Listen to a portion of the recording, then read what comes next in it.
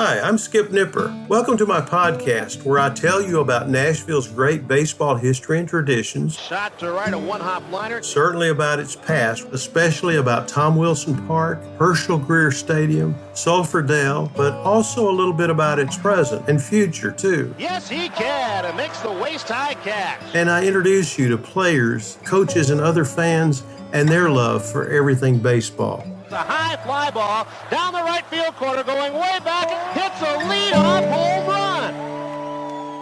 There was once a tall marquee that called attention to Nashville's famous ball field that had been home to amateur and professional teams since probably as early as 1870. That sign stood over the entrance to Sulphur Dell and proclaimed it as baseball's most historic park, and you can see that reproduced on the back of the batter's eye at First Horizon Park, where the Nashville Sounds play today.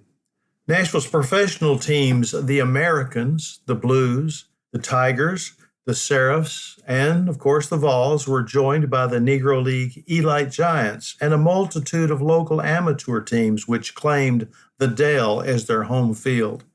In the early days, the park faced to the northeast toward the state capitol. The park was reconfigured in the winter of 1926 so that the sun would no longer be in the eyes of batters during afternoon games, and Nashville was soon to have one of the finest steel and concrete stadiums in the South.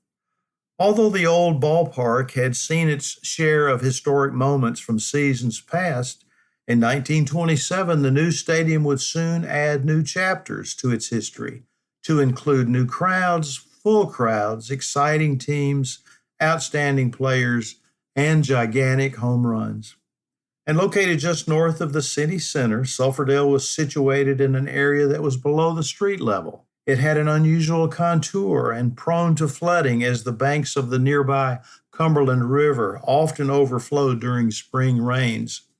One visiting sports writer described the park as looking like a drained-out bathtub after the flood waters had receded. Major league teams often scheduled exhibition games in southern cities as they broke training camp and made their way north to begin the regular season. Nashville was often a popular stop, and fans embraced the name Sulphur Dell by players who had never seen the park, but had heard of the unique outfield configuration. They were often victims of the hills that made even the most routine fly ball an adventure.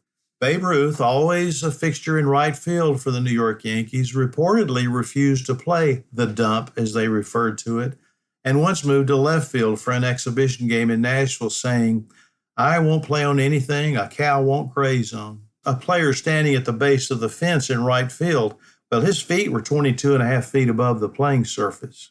It was a short distance to that fence, too, and often the second baseman would field a hard-hit ball that slapped against the bottom of the wooden fence, caroming back into the infield. The right field fence, you see, was only 262 feet from home plate. That was the Sulphur Dell beloved by Nashville baseball fans.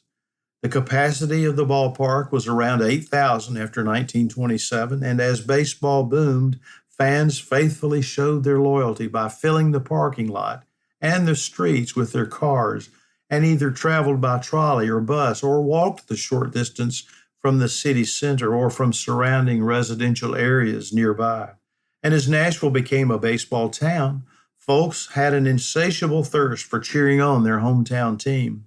The stands would buzz with cheers of support, whether on a chilly spring day in April or a hot sunny afternoon in July.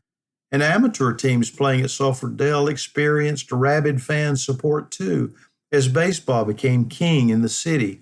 With the unusual outfield and that short right field porch, Sulphur Dell even became a major tourist attraction.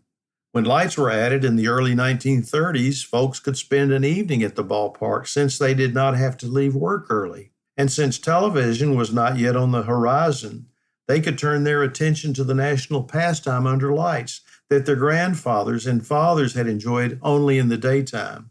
But something was missing. Yes, Nashville had a beautiful park, even with its idiosyncrasies. Its clean grandstand shaded its patrons from the afternoon sun during day games, and that's why the stands are reconfigured, with the setting sun no longer in the batter's eyes, and the fans shielded from the heat with a cover that provided shade during the 4 or 4:30 p.m. starting time. Fans would often arrive early for batting practice and fill the shaded rear seats until the sun began to move to the west, and then they would move closer to the field as the shadows stretched out onto the lower seats.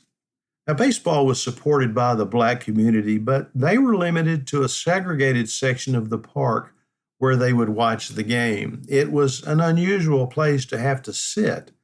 The bleachers, for them, were located down the left field line all the way out to the outfield fence in the sun.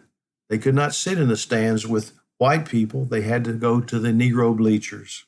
Everyone loved to cheer for their favorite team at Sulphur Dell, and black fans had the Nashville Elite Giants to cheer for in the 1920s.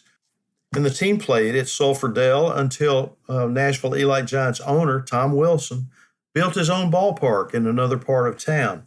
And when he moved his club out of Nashville, another black team came into existence, the Nashville Black Vols and the Nashville Cubs, which played in the Negro Southern League. Satchel Paige once brought his barnstorming team to Sulphur Dell, and the fans poured into the park to see the future Hall of Famer. And when those Negro League teams came to town, supporters could sit in the stands, although there was always a section behind home plate that was reserved for whites. That was not true when the white teams were playing. Blacks were always relegated to the Negro bleachers. Those bleachers were located on the foul territory hill down the left field line, with a view of home plate that was partially blocked by the grandstand. And the distance to the restrooms and concessions was about as far away as one could get. And if a batter hit a home run over the center field or the left field fence, fans in the Negro bleachers had to crane their necks to see it go over the fence, since the action was not in front of them. And there certainly was no cover from the sun. And then Jackie Robinson broke the Major League's color barrier. On April 15th, 1947, he took place in immortality by starting for the Brooklyn Dodgers, and things began to change. And something changed in Nashville, too. Although it was not an event that changed baseball, I believe it did change the hearts and minds of baseball fans in the mid-state area.